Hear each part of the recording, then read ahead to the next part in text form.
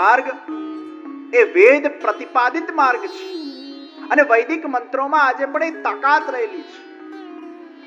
એ મંત્રોનું તમે ભાવથી ઉચ્ચારણ કરો એટલે આખા વાયુમાં, આખા વાતાવરણના અંદર એક ઉર્જાનો સંચાર થાય, એક શક્તિનો સંચાર થાય. એટલે જ મનને સ્થિર કરવા મંત્ર છે. શરીરને સ્થિર કરવા માટે, શરીરને ચરબીને ઓગાળવા માટે એક્સરસાઇઝની જરૂર પડે. મને એક જણાએ પૂછ્યું, આ એકને એક મંત્રને વારંવાર કરવાથી શું થાય? પાછા છોકરાઓ આજકાલ એક્ઝામ્પલ સાથે પૂછે. આપણે એકવાર કહી દીધું શ્રી કૃષ્ણ શરણમ વાત પૂરી, ફૂલ સ્ટોપ. એ ભગવાન હું તારા શરણમાં છું. પછી વારંવાર રટ્યા જ કરીએ, રટ્યા જ કરીએ, રટ્યા જ કરીએ, રટ્યા જ કરીએ. પાછો એક્ઝામ્પલ આપે કે મને કોઈનાથી પ્રેમ હોય અને હું કહું કે હું તને પ્રેમ કરું છું. એક વાર કહું, બહુ બહુ તો 2 વાર કહું, બહુ બહુ તો 3 વાર કહું. એ કયા જ કરું, કયા જ કરું, કયા જ કરું, કયા જ કરું. તો ઇટ ડઝન્ટ મેક સેન્સ. એક વાર કહી દીધું, અભિવ્યક્તિ થઈ ગઈ. ચાલો રોજ 2-3 વાર કહી દઈએ કોઈકને, પણ એની 108 માળા કર્યા કરીએ, હું તને પ્રેમ કરું, હું તને પ્રેમ કરું, હું તને પ્રેમ કરું, હું તને પ્રેમ કરું. એટલે મેં જવાબ આપ્યો કે શરીરની ચરબીને ઘટાડવા માટે આપણે એકને એક એક્સરસાઇઝ વારંવાર કરીએ છીએ. હાથને આમ ગોળ ગોળ ફેરવ્યા જ કરીએ, ફેરવ્યા જ કરીએ, ફેરવ્યા જ કરીએ, ફેરવ્યા જ કરીએ, ફેરવ્યા જ કરીએ. એ શરીરની ચરબીને ઘટાડવા માટે એકને એક એક્સરસાઇઝ વારંવાર કરીએ ત્યારે જ એને શરીરનું વજન ઘટે.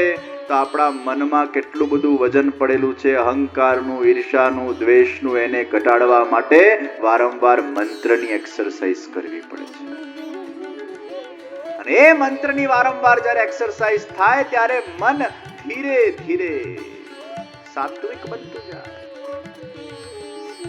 આ વિકારો કોઈ એક દિવસમાં નીકળી નહીં જાય, એને એક્સરસાઇઝ કરવી પડશે. શરીરની ચરબીને ઘટાડવા માટે એક્સરસાઇઝ, તો મનની ચરબીને ઘટાડવા માટેની એક્સરસાઇઝ એ મંત્ર છે. મંત્રોમાં દિવ્ય વાઇબ્રેશન્સ.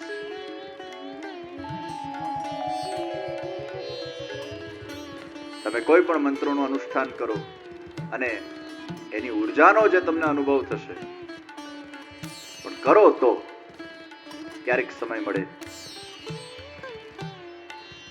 11 માળા, 21 માળા, 51 માળા, એકાદ વાર સમય મળે ને બેસો. ભલે જોકું આવે તો આવા દો, પાછા જાગો ને પાછું આવે ને પાછા જાગો. એક વાર કરી જ જુઓ. તમને અંદરથી એવું ફીલ થશે કે તમારા અંદર કોઈક એનર્જી આવી છે, કોઈ શક્તિ આવી છે. તો વૈદિક ભગવાનને જમાડવાનું, દેવોને જમાડવાનું એ યજ્ઞ. અને પ્રાચીન સમયમાં આ યજ્ઞો કરવાથી મનોકામના પરિપૂર્ણતા માટે તો યજ્ઞ કરતા જ દેવો પ્રસન્ન થાય, તમને આશીર્વાદ આપે, તમને સકારાત્મક ઉર્જા મળે. પણ વાતાવરણ માટે પણ, એટમોસ્ફિયર માટે પણ એ યજ્ઞો ખૂબ લાભકારી હતા. વૈજ્ઞાનિક રીતે પણ યજ્ઞોનું મહત્વ છે. આપણું રિલિજન એ સાયન્ટિફિક છે. ધર્મ અને વિજ્ઞાન એકબીજાના પૂરક છે. ફરક એટલો જ છે કે ધર્મ પહેલાથી રિસર્ચ છે અને વિજ્ઞાન રિસર્ચ કરી રહ્યું છે. ધર્મની વાતોને જ્યાં સુધી વિજ્ઞાન પ્રત્યક્ષ જોતું નથી ત્યાં સુધી માનતું નથી, અને જુએ છે તો માને છે. વિજ્ઞાનનો આ જ વિષય છે કે હું પહેલા જોઉં પછી માનું. અને એટલે જ વિજ્ઞાન ક્યારે પણ ભગવાનને શોધી શકવાનું નથી. એ વૈજ્ઞાનિકો થાકી જશે પણ ઈશ્વરને નહીં શોધી શકે, ઈશ્વરને નહીં જોઈ શકે, કારણ કે ઈશ્વર બુદ્ધિનો વિષય જ નથી. એ બુદ્ધિની મર્યાદા જ્યાં સમાપ્ત થાય, અને વેદોએ કહી દીધું નેતિ નેતિ નેતિ નેતિ નેતિ નેતિ વેદ પુકારે. बुद्धि की मर्यादा जब समाप्त होती है तब जाकर ईश्वर का शुभारंभ होता है. અને એટલે જ વિજ્ઞાન ક્યારે ઈશ્વર સુધી પહોંચી શકવાનો નથી, કારણ કે ઈશ્વર બુદ્ધિનો વિષય જ નથી. વૈજ્ઞાનિકોને ક્યારે પણ ઈશ્વર દેખાશે તો હૃદયની અનુભૂતિનો વિષય છે, એ તો કૃપાનો વિષય છે. લાખ પુરુષાર્થ કરો. ધર્મ અને ધર્મ ગ્રંથોના અંદર લખાયેલી વાતોને આપણે માનીએ છીએ. તમારા બાપ દાદાઓએ ક્યાંક ભગવાનના દર્શન કર્યા અને એમને ભગવાન આમ પ્રત્યક્ષ દેખાયા. એટલે બાપુજી ડાયરીમાં લખ્યું કે મને આ દિવસે, આ તિથિએ, આ ઘડીએ સાક્ષાત ભગવાનના દર્શન થયા અને આ હું હોશો આવાજમાં લખી રહ્યો છું. એ મારા જીવનની એક અદ્ભુત અનુભૂતિ હતી.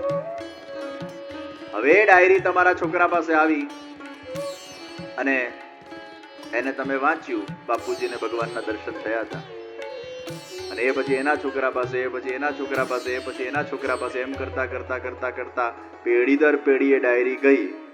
એટલે પછી કહીએ 10 પેઢી પહેલા અમારા બાપુજીને ભગવાનના દર્શન થયા હતા. એક વસ્તુ યાદ રાખજો, જે દેખાયું એ અનુભવાયું, જે અનુભવાયું એ લખાયું, જે લખાયું એ મનાયું, જે મનાયું એ કદાચ ભગવાનની કૃપાથી પાછું દેખાયું, જે દેખાયું એ અનુભવાયું, જે અનુભવાયું એ લખાયું. આખી સાયકલ છે. અને એટલે જ આપણા ત્યાં ગ્રંથ પ્રમાણ વેદાહ શ્રી કૃષ્ણ વાક્યાણી વ્યાસ સૂત્રાણી ચૈવ હિ સમાધિ ભાષા વ્યાસસ્ય પ્રમાણમ તચ્ચતુષ્ટયમ.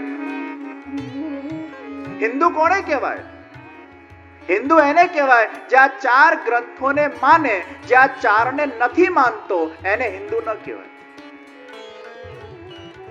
અને આપણા ધર્મનું નામ હિન્દુ ધર્મ તો પછીથી નામ આવ્યું છે, સનાતન વૈદિક ધર્મ. સનાતન એટલે જે સૌથી પ્રાચીન, સૌથી એન્શન્ટ, the most ancient religion of this earth is સનાતન વૈદિક રિલિજન.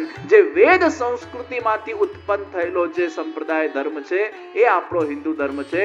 અને એમાં 4 ગ્રંથ આપણા પ્રમાણ ગ્રંથો છે, વેદ, બ્રહ્મસૂત્ર, ગીતા અને ભાગવત. આ 4ને જે માને એને હિન્દુ કહેવાય. આ પ્રમાણ ગ્રંથો છે, આ ભગવાન દ્વારા રચિત ગ્રંથો છે, ભગવાન દ્વારા ઉક્ત ગ્રંથો છે, અને ભગવાન દ્વારા કહેવાયેલા વિષય હોય અને એને ન માનીએ તો કોને માનશું? તો ગ્રંથ પ્રમાણ. આપણા મહાપુરુષોને, આપણા આદિ ગુરુઓને, આપણા આદિ ભક્તોને સાક્ષાત ભગવાને દર્શન આપ્યા, અને જે દર્શન આપ્યા એ ગ્રંથોમાં લખાયું, જે લખાયું એ મનાયું, જે મનાયું એ પાછું કહેવાયું, જે કહેવાયું એ અનુભવાયું, અનુભવાયું દેખાયું, દેખાયું લખાયું.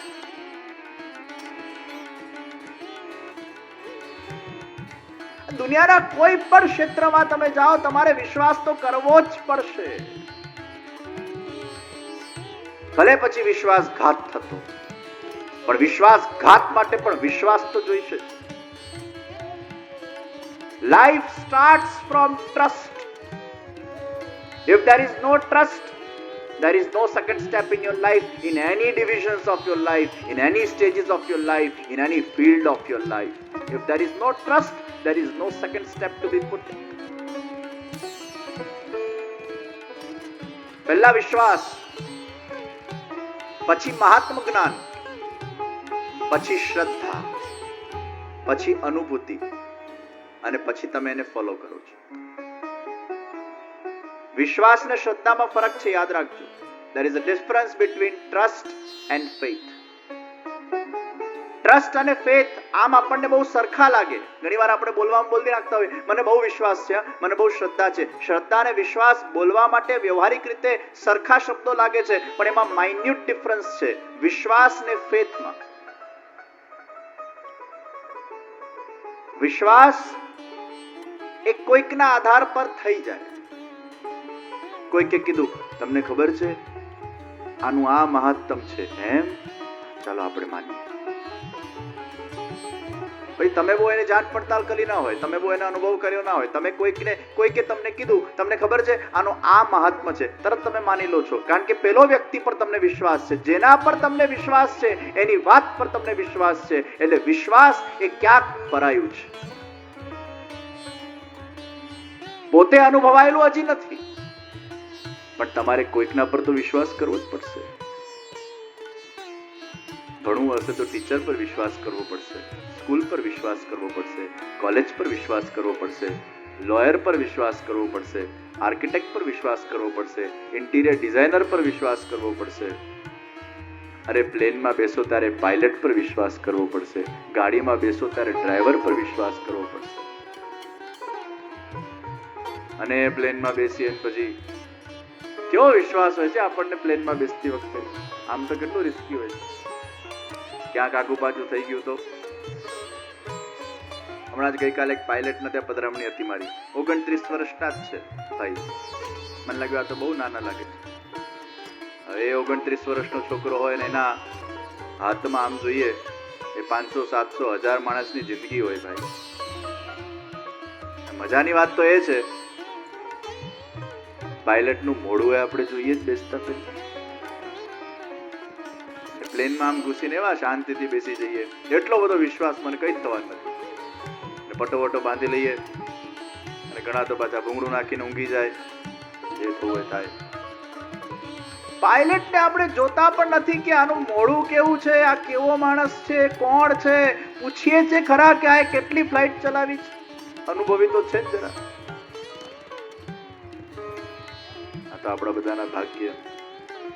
પેલો લેન્ડ કરે અને પછી જો પાયલટ અનાઉન્સ કરે, thank God this was my first flight, ભગવાન બચાવ્યા.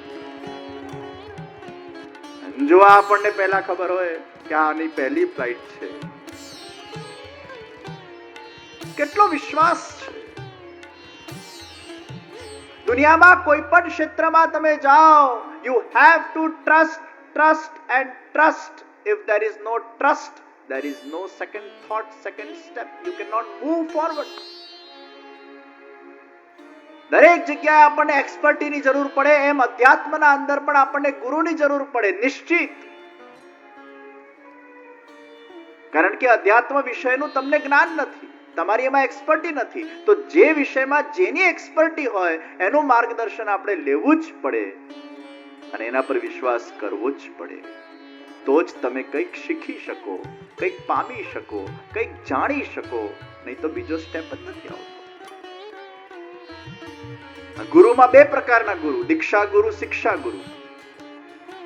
ઘણી વાર આપણે નાના હોઈએ, 5 વર્ષની ઉંમર હોય અને ક્યાંક આપણે કોઈક જગ્યાએ દીક્ષા માતા પિતાએ લેવડાવી દીધી હોય, એવું એ બનતું હોય.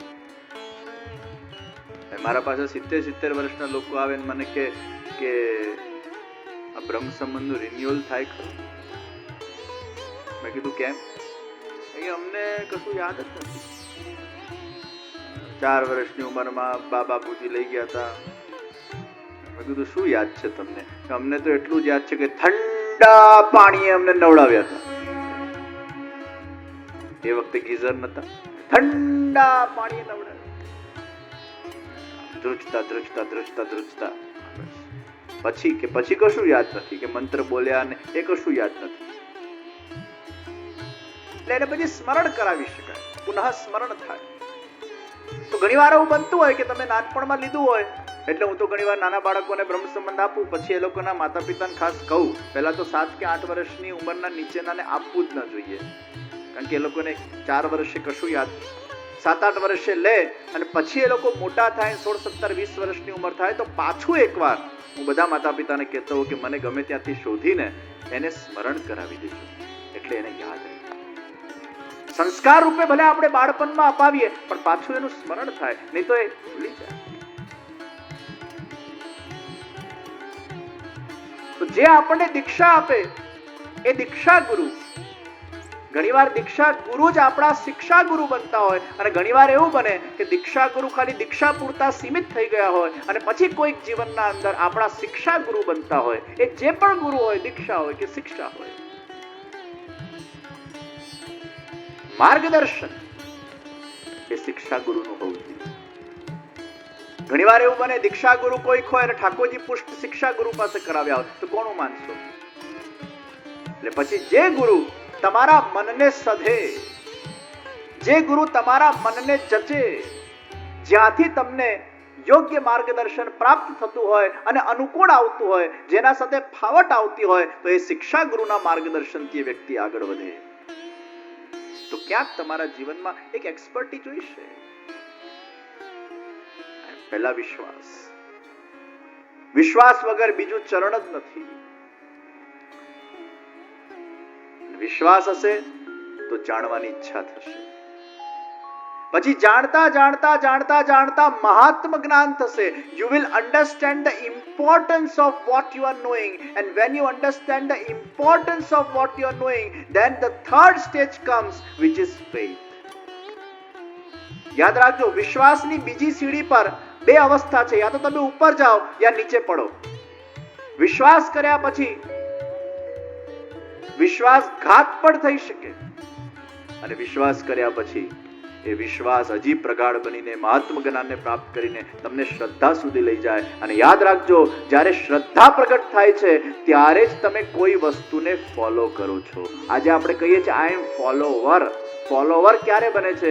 જ્યારે શ્રદ્ધા પ્રગટ થાય છે, વિશ્વાસમાં નહીં. હું આને માનું છું એ વિશ્વાસ, અને હું માણું છું એ શ્રદ્ધા. માનવામાંથી માણવા સુધીની યાત્રા એ વિશ્વાસથી શ્રદ્ધા સુધીની યાત્રા છે. ગીતાને માનનારા લોકો બહુ છે, પણ ગીતાને માણનારા લોકો બહુ ઓછા છે. ભગવાનને માનનારા લોકો બહુ છે, ભગવાનને માણનારા લોકો બહુ ઓછા છે. એ માણશે ક્યારે? જ્યારે શ્રદ્ધા પ્રગટ થશે. અને યાદ રાખજો, વિશ્વાસમાં પારકા સત્યને તમે માનો છો, શ્રદ્ધામાં પોતાની અનુભૂતિને તમે વિશ્વાસ આપો છો. એ વિશ્વાસને તમારો આત્મા અનુમોદન આપે છે, અને જ્યારે તમારા આત્મા દ્વારા તમારા વિશ્વાસને અનુમોદન આપવામાં આવે ત્યારે શ્રદ્ધા બની જાય છે. Now I believe, I have faith. બહુ જ બધી વાર કોઈક વસ્તુનો અનુભવ થયો ને ત્યારે ફેથ શબ્દ બહુ મોટો શબ્દ છે. મને આમાં શ્રદ્ધા છે એટલે તમારો પોતાનો એમાં એક અનુભવ છે. और वही श्रद्धा को हम भरोसा कहते हैं. વિશ્વાસ અવિશ્વાસ થાય, શ્રદ્ધા અશ્રદ્ધા થાય, પણ એ શ્રદ્ધાથી પણ ઉપર હજી જ્યારે શ્રદ્ધા પ્રગાઢ બને ત્યારે ભરોસો થઈ જાય.